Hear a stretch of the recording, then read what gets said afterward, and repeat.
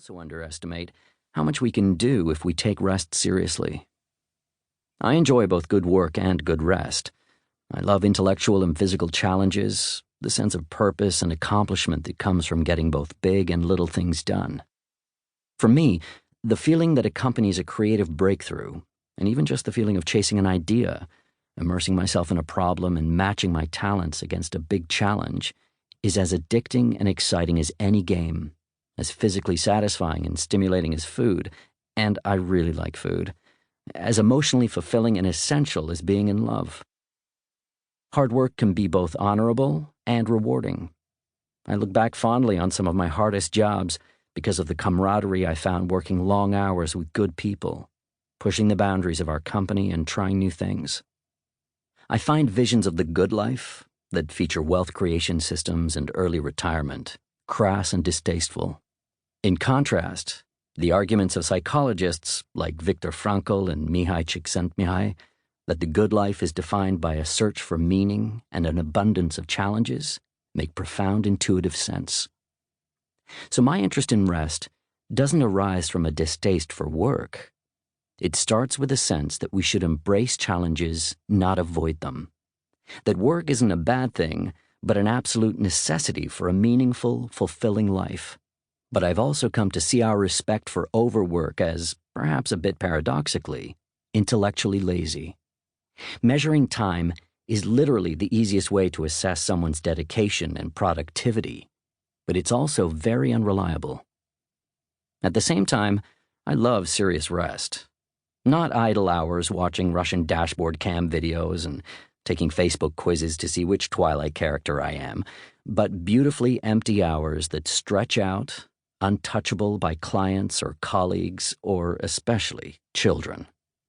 I love sleeping, the physical sensation of my body settling into bed, of unconsciousness rising like the moon. I'm motivated to finish my work by the prospect of an hour at the gym. Of course, I can't claim any special insight here.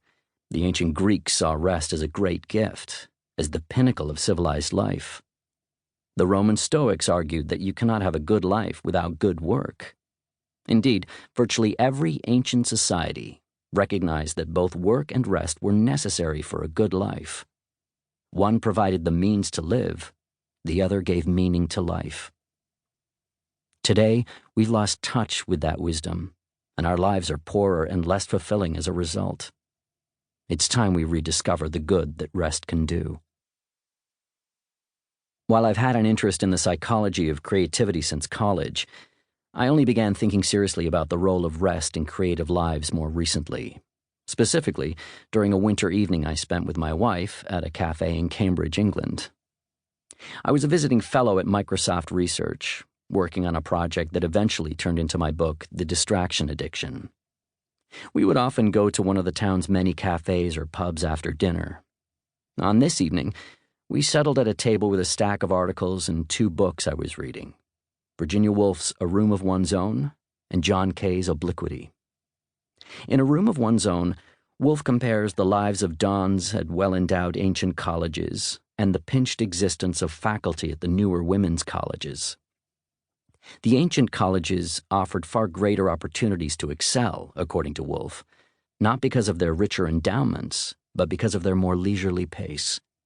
Generous research budgets and obliging staffs gave faculty time for long walks and lengthy conversations.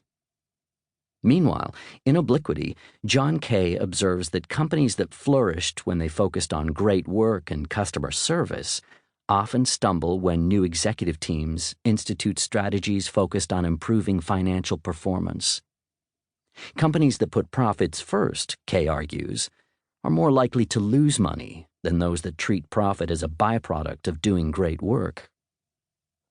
These two books triggered an insight about a third that I'd been carrying around like a good luck charm, hoping that some of the success the author enjoyed during his time in Cambridge might rub off on me. The Double Helix, James Watson's account of his and Francis Crick's discovery of the structure of DNA. Usually I focused on the competition and conflict in the story, but Woolf's argument that leisure enables productivity and Kay's idea of obliquity made me aware of something I'd never paid much attention to.